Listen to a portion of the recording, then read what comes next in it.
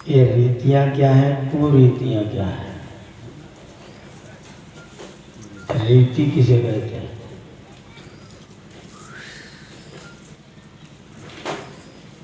रीति क्या चीज? एक सेकंड, ये कोई सब्जेक्ट क्या है? हमारे यहाँ साहित्य में 3 प्रकार की रीतियां हैं। रीति का मतलब काव्य को लिखने की पद्धति, उसे बोलते हैं साहित्य की भाषा में रीति। एक रीति प्रचलित थी वैदर्भी, एक गौड़िया, एक पांचाली। संस्कृत में 3 रीतियां हैं, गौड़िया, वैदर्भी, पांचाली। तो साहित्य लिखने की रीति है। हमारे समाज में कोई कार्य करने की जो पद्धति होती है, उस पद्धति का नाम होता है रीति। अगर वह अच्छी होती है तो उसे कहते हैं सुरीति, और खराब हो जाती तो उसका क्या नाम हो जाता है? कुरीति। अच्छी है तो सुरीति, और बिगड़ गई तो अच्छा। समय, परिस्थिति और स्थान, समय, परिस्थिति और स्थान के कारण से रीतियां बदलती भी रहती हैं। ऐसा नहीं कि एक ही रीति सब जगह काम आए और हर समय काम आए। रीतियां परिवर्तित होती हैं, एक ही जैसी हमेशा नहीं रहती। आज जो रीति अच्छी है, हो सकता है कल वो रीति खराब हो जाए, हो सकता है कल वो निष्प्रयोजन हो जाए, बेकार हो जाए। तो जब बेकार होने पर भी ढोई जाती रहती है, उसे बोलते हैं कुरीति। किसी समय पर कोई चीज अच्छी थी, एक बहुत समझदार व्यक्ति था, उसकी सीखने की बहुत इच्छा होती थी। एक दिन वो 3-4 लोगों के साथ में जंगल में कहीं जा रहा था कुछ काम करने के लिए। उसने देखा एक आदमी कुएं में गिरा हुआ है, चिल्ला रहा था, मुझे निकालो, मुझे निकालो, मुझे निकालो। ये लोग दौड़ के 3-4 आदमी गए, उनका तुम चिंता मत करो, हम आ गए, तुमको अभी निकाले। इनके पास में रस्सा था, रस्सा कुएं में डाल दिया। बोले इस रस्से को अपनी कमर में बांध लो। एक हाथ से रस्से को पकड़, दूसरे हाथ से कमर में रस्से को लपेट लो।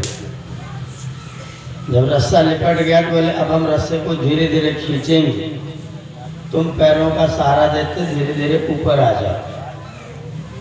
निकालने में वो समझदार व्यक्ति भी था। आदमी बाहर निकल आया।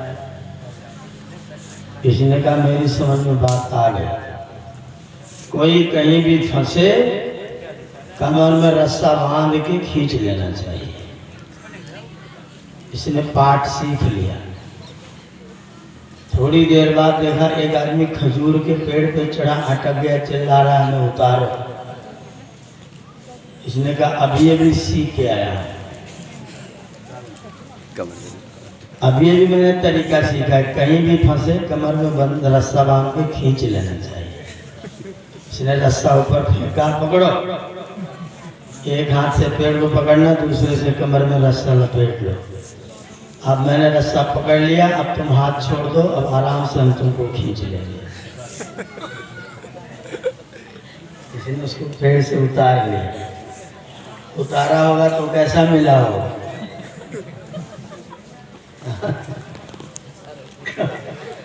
कमर टूटी मिली बेचारी। ये बड़ा चिंतित हुआ, मैंने सीखा तो बहुत अच्छे तरीके से था, गलती कहाँ से हो गई। इसने किसी से पूछा भाई ऐसी ऐसी घटना घटी, मेरी समझ बात नहीं आ रही है, मैंने तो रीति समझी थी, मैंने रीति निकाला, उसी रीति से उसको मैंने छुड़ाया। बोले बेवकूफ को कुएं से निकालने की रीति थी, ऊपर से उतारने की रीति नहीं। तूने एक ही रीति सब जगह लगाना शुरू कर। एक ही रीति जब सब जगह लगेगी तो फिर क्या बन जाएगी? कुरीति। हमारे यहाँ हम सब पूरे मानव समुदाय में, पूरे मानव समाज में दो प्रकार की पद्धतियां चलती हैं। एक वो पद्धति होती है जिसको विद्वान लोग, ज्ञानी लोग शास्त्र पूर्वक चलाते हैं। एक वो पद्धति होती है जिसमें शास्त्र काम नहीं आता है, व्यक्ति अपनी जुगाड़ू बुद्धि से चलाता है। उसे शास्त्र नहीं देगा, वो शास्त्र के बारे में जानता भी नहीं है। हेलो, लाइट चली गई है। और अपनी प्रतिभा से उस समय उसको जो चीज सूझती वो कार्य वो कर लेता है, और उसको करता हुआ जो लोग देखते हैं वो जान जाते हैं कि ऐसा किया जा सकता है। फिर जो पीछे वाले लोग होते हैं वो उसको ये नहीं सोचते कि वो शास्त्र में लिखा है कि नहीं, वो उसी को हमेशा के लिए नियम बनाने लग जाते हैं, और वही नियम बाद में जाकर के कुरीति के रूप में आपके सामने आ जाता है। इस समय पूरे संसार में जितने भी प्रकार के विचारक हैं और जितने भी प्रकार के विचार हैं, उसमें सबसे समृद्ध शास्त्रीय परंपरा आपके पास में है, हिंदुओं के पास में है। सबसे समृद्ध, इतनी उत्तम परंपरा, इतने उत्तम शास्त्र किसी बिरादरी के पास में नहीं जितने हिंदुओं के पास में है। पर हिंदू इतना निकम्मा है कि कभी अपने शास्त्र के अनुसार नहीं चलता है। बढ़िया। हिंदू शास्त्र के अनुसार नहीं चलता, बाकी सबके पास में शास्त्र नहीं है, लेकिन वह अपने अपने शास्त्र के अनुसार चलते हैं। किसी विषय में कोई निर्णय लेना हो तो मुसलमान फट से अपने मौलवी के पास जाता है, बताओ इस विषय में क्या करना चाहिए, क्या करना उचित है, व्याख्या करवाता अपने कुरान। और हमारे यहाँ के लोग नहीं जाते पूछने कि यहाँ पर क्या करना चाहिए, क्या करना उचित है। वे लोग शास्त्र के न होते हुए भी अपनी पुस्तक का प्रयोग करते हैं, और हमारे पास शास्त्र है लेकिन हम अपने शास्त्रों का प्रयोग, मुसलमान अपने शरीयत का प्रयोग करता है और हमारी शरीयत कुछ नहीं है। जो कलमा नहीं पढ़ेगा वो मुसलमान नहीं होगा। आपके यहाँ कौन सी किताब है जिसको नहीं पढ़ेगा तो हिंदू नहीं होगा, ऐसा नियम हो? कोई 10-20 श्लोक होगा, इतना जानेगा तो ही हिंदू होगा, ऐसा कोई नियम है? संध्या जानो तो भी हिंदू, न जानो तो भी हिंदू, वेद को मानो तो भी हिंदू, न मानो, राम हुए ही नहीं थे रोज चिल्लाओ तो भी हिंदू,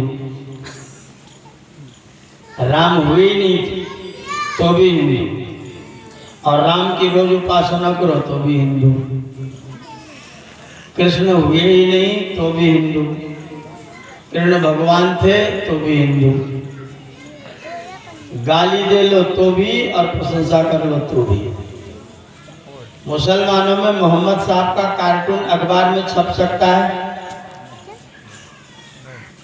जी, छप सकता है, और आपके राम और कृष्ण का हनुमान छाप बीड़ी हिंदू पी सकता है, मुसलमान के यहाँ मोहम्मद छाप तंबाकू बन सकता है नहीं ना? क्यों? कारण क्या है? क्योंकि उनके पास जैसा भी है वो अपने शास्त्र को मानते हैं, और हम अपने शास्त्र को, संसार की सबसे बेहूदी किताब लेकर के उन लोगों ने 53 देश बना डाले।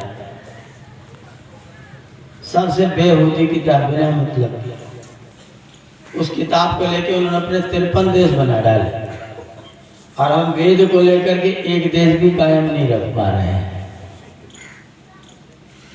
रखा है हमारे पास, और ये हमारे पास है, लेकिन हम इसको लेकर के पूरी दुनिया में एक देश अपना संभाल नहीं पा रहे। कारण क्या है? कभी विचार किया? कारण यह है कि हम वेद को भले ही रखें लेकिन वेद की बात मानते, वेद को अपने जीवन में लागू करते। जयमाला कौन सी संस्कार विधि में लिखी है? बोलो, विवाह में जयमाला कौन सी संस्कार विधि में लिखी है? किसी को मिल जाए तो मुझे भी बताना। लेकिन कौन सा विवाह बच रहा है जिसमें जयमाला नहीं हो रही है? किसी किताब में नहीं लिखी, किसी किताब। मैंने अब तक 7-8 PhD अपने गृह सूत्रों पर कराई है। वरमाला जयमाला नाम का एक भी शब्द कहीं उपलब्ध नहीं है। हमारे सब विवाहों में वरमाला जयमाला चल रही है। कहां से आए? जिनके यहाँ संस्कार है ही नहीं वो माला पहना के विवाह कर लेते हैं। हमारे पास तो इतना लंबा संस्कार है, हमारे बीच में वरमाला कहां से आ रही है? बिना किसी किताब के। विवाह से पहले लड़की को लड़कों को छूना चाहिए कि नहीं? नहीं। लड़की जयमाला पहनाने के लिए जा रही है और 4 लफंगे उसको गोदी में उठा के ऊंचा कर रहे हैं। देखा होगा विवाह, 4 लफंगे बिना मतलब के लोग आरू दारू बेकार का पिए हुए वो लड़की को गोद में उठा करके ऊंचा कर रहे हैं। 4 लफंगे उधर है, लड़के को ऊंचा कर रहे हैं। करने क्या गए थे? जयमाला पहना। और हो क्या रहा है?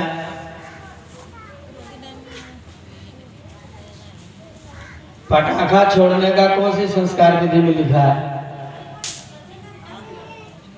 किस महापुरुष ने कहा है? कहीं लिखा हो तो बताओ, किसी महापुरुष ने कहा हो तो बताओ, और किसी महापुरुष ने किया हो तो बताओ। न किया है, न कहा है, न लिखा है। पटाखा कहां से आया? और पटाखा बनाता कौन है? बनाता कौन है? बेचता कौन है? चलाता कौन है? पैसा किसके बाप का जाता है? इतने बेवकूफ हैं हम लोग। अपने पैसे से अपनी हत्या कराने की जुगाड़ करते हैं। मुसलमान जो कुछ कमाएगा उसका 2% मूर्खता के लिए प्रदान करता, आतंकवाद फैलाने के लिए। 100 रुपए में 2 रुपया उसके लिए जाता है, ज़कात के नाम पर जाता है। उसी 2% पैसे से वह आपके लिए बम खरीद के लाता है और आपको मारता है, और वो पैसा हम और आप देते हैं। शादी में बाजा कौन बजाता है? ज्यादातर बैंड किनके हैं?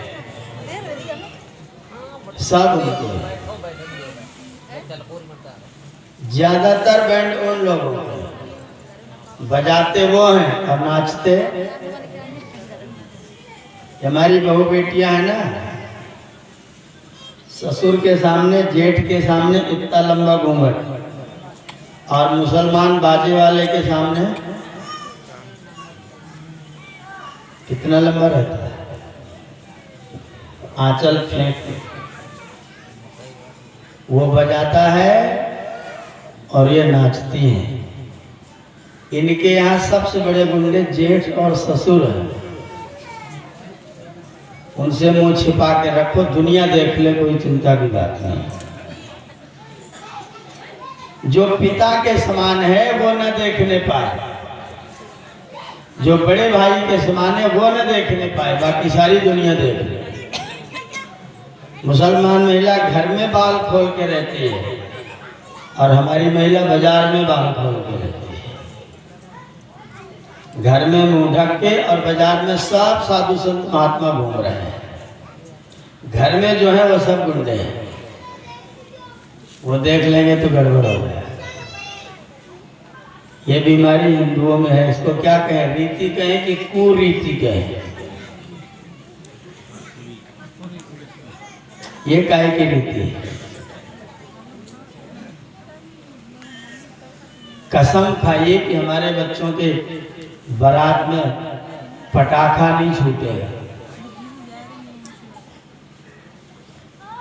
एक सज्जन है शिवराम बहादुर अकबरपुर में, उनके बेटे का विवाह कराने में गया। बड़ी गर्व से उन्होंने मुझे बताया, पंडित जी 15,000 के तो पटाखे लाया, 15,000 के पटाखे लाए, बहुत बढ़िया किया है। मैंने विवाह संस्कार कराया, बाद में बोले पंडित जी कितनी दक्षिणा दे दें? मैंने कहा पटाखे के बराबर दे दें। अरे तो बहुत ज्यादा है। मैंने कहा पटाखे वाला तुम्हारा फूफा लगता है क्या? उसने तुम्हारी बेटी को आशीर्वाद दिया है क्या? उसने तुम्हारे परिवार के लिए मंगल कामना की है क्या? उसको 15,000 देने में गर्व और विद्वान पुरोहित को उद्धार कैसे होगा? मुसलमान चतुर है, शादी सब दिन में कर लेता है, और हम तुम बेवकूफ लोग शादी दिन में कर लो तो कहते तो मुसलमान की तरह दिन में कर ले रहा है। वो चतुर है, सारा खर्चा वर्चा बचा के दिन में बा करके अपने घर आता, और हम बेवकूफों के रात में सारा लेकर के लाइट टेंट पेंट लगाते लगाते लाइट का 40-50 हज़ार रुपया फूंक करके घर चले आते हैं। कहते हम तो शादी करके आए हैं। शादी करके आए कि बर्बादी करके आए? ये सब कुरीतियां हैं। वाल्मीकि रामायण वहां बिक रहा है, उठा के लाओ तो मैं अभी तुमको श्लोक दिखाऊं। अभी यही साक्षात राम जी की बारात पहुंची। ये लोग रात को सब लोगों ने विश्राम किया, सवेरे उठ करके स्नान किया, संध्या किया, हवन किया, जलपान किया। जलपान करने के बाद वशिष्ठ जी जनक के यहाँ गए। जनक जी से कहा कि महाराज दशरथ अपने चारों बेटों के साथ आपकी प्रतीक्षा कर रहे हैं, आपकी क्या तैयारी है? जनक जी ने कहा कि अपने घर में आने में क्या तैयारी का सोचना है, आइए स्वागत है। तुरंत वहां लोग पहुंचे और उसी यज्ञशाला में सवेरे 9 बजे विवाह हुआ। कितने बजे? इसका राम का, भगवान श्री राम का विवाह 9 बजे, और हम राम के अनुयायियों के विवाह कै बजे?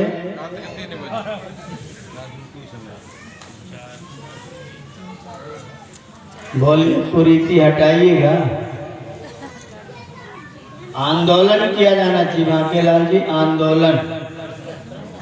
हमारा विवाह अब रात में होना बंद होगा, हम लोग का दिन में करेंगे। पटाखा हमारी बारातों में नहीं छोड़ा जाएगा। बाजा बजवाने के लिए स्वामी जी ने भी लिखा है, मंगल वाद्य शहनाई वगैरह बजाया जाना चाहिए, लेकिन भांगड़ा और ये बहसीपन डीजे वाला जंगली बाजा बीमार आदमी को मार डाले, इतना खतरनाक, इतना भयंकर, हृदय पर चोट करता है, कमजोर आदमी खत्म हो जाए। जितनी तेज आवाज सुनने की कान की कैपेसिटी नहीं होती, उतनी तेज आवाज में आपका बाजा बजता है। ये कुरीतियां जो हमने अपने समाज में पाल रखी हैं, इन कुरीतियों को खत्म करने का आपको संकल्प करना चाहिए। जो हमारे समाज का धन व्यर्थ में खर्च करवाती है और लाभ के नाम पर 000, कोई फायदा नहीं। जिन रीतियों से आपके समाज को आर्थिक, सामाजिक, शारीरिक सब तरह की हानि होती, उन रीतियों का पालन क्यों किया जाए? रात को जगना स्वास्थ्यवर्धक की हानिकारक, और विवाहों में सारी रात जगा जाता है। हम लोगों को विवाह के लिए बुला लिया जाता था, तो मैंने निवृत्त कर लिया अपने आप को, दीक्षा लिया। लड़की के लड़के के माता पिता हमको बुलाएंगे, पंडित जी आप आइए हमारी बेटी को आशीर्वाद दीजिएगा। हम वहां पहुंच जाएंगे शाम को, पंडित जी 7 बजे तक आप जरूर आ जाइएगा, लेट तो नहीं होंगे, आप लेट मत होइए। पंडित जी 7 बजे वहां पहुंच जाए। उसके बाद भैया बोला अभी तो बारात ही नहीं आई, बैठिए, घबरा क्यों रहे हैं। हमने कहा आपने 7 बजे बुलाया था। बोले शादी ब्याह में लेट लतीफ तो चलता ही रहता है, हमारा लेट लतीफ जाना नहीं चलेगा, वो लेट लतीफ करेंगे तो चलेगा। 12 बजे फोटोग्राफर वधू को लेकर के चला जाता है,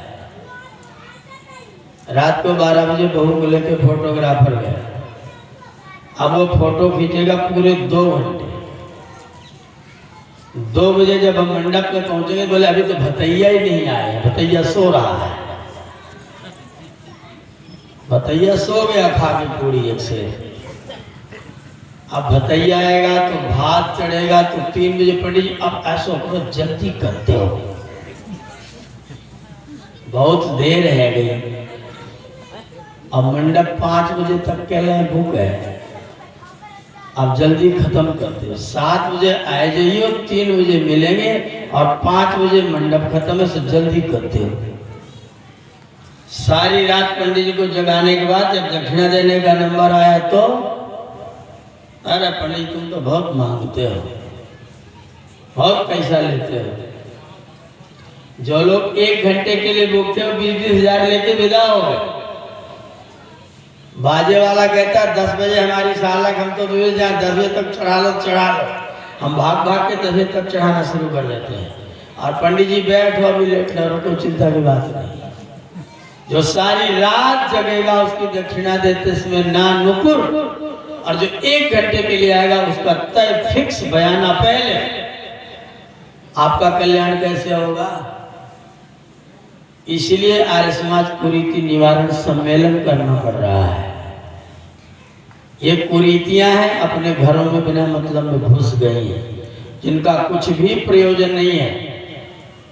जयमाला का कोई संस्कार नहीं है, तिलक का कोई संस्कार नहीं है, किसी संस्कार में तिलक का कोई सिस्टम नहीं है, परीक्षा का कोई सिस्टम नहीं है, केवल विवाह संस्कार है। विवाह संस्कार में वरमाला का कोई संस्कार नहीं है, भतैया का कोई संस्कार नहीं है। पंडित जी जो हमारे पौराणिक सज्जन कहते पंडित जी लोक रीति वेद रीति 2 चलती है। मैंने कहा चलो हम लोक रीति देख ले रहे, वेद रीति भी पूरी करना। तो वेद रीति करते समय जल्दी करो, और लोक रीति करते समय ये कुरीति है।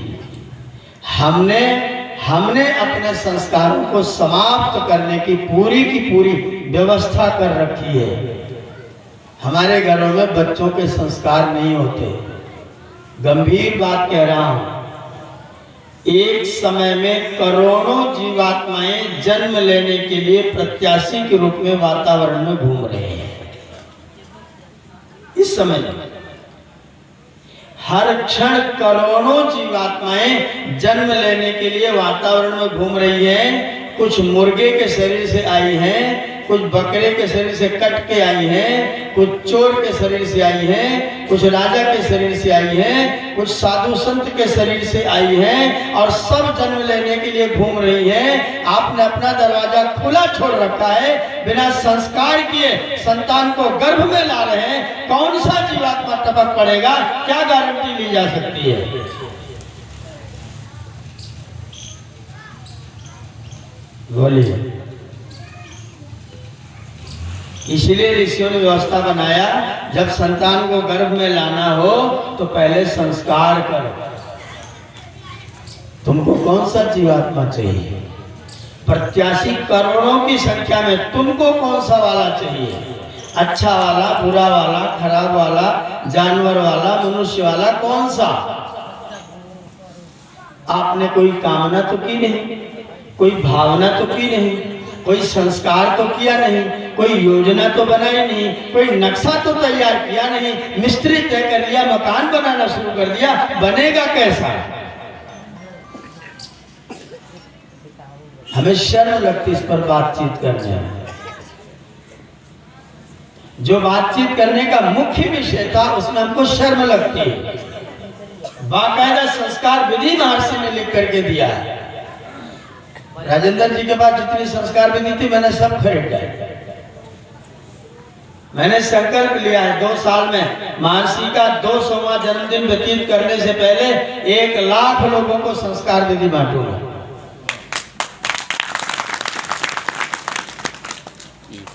और मुझे एक दिन के लिए कोई भारत उसका प्रधानमंत्री बना दे तो मैं पहला काम करूंगा, प्रत्येक कोर्स में संस्कार विधि को पाठ्यक्रम के रूप में जबरदस्ती लागू करूंगा। जो संस्कार विधि के पेपर में पास होगा वो गृहस्थ में जाएगा, जो फेल होगा गृहस्थ में जाने का कोई अधिकार नहीं होगा। हमें पता ही नहीं हम क्या करने के लिए गृहस्थ में जा रहे हैं। हमें मालूम नहीं हमारे जीवन का लक्ष्य क्या है। बिना विचारे, बिना योजना के, बिना सोचे जो हमारी संतानें हमारे घरों में आ जाएंगी उनको हम कितना बना पाएंगे जब लाने से पहले ठीक लोगों को निमंत्रित नहीं किया।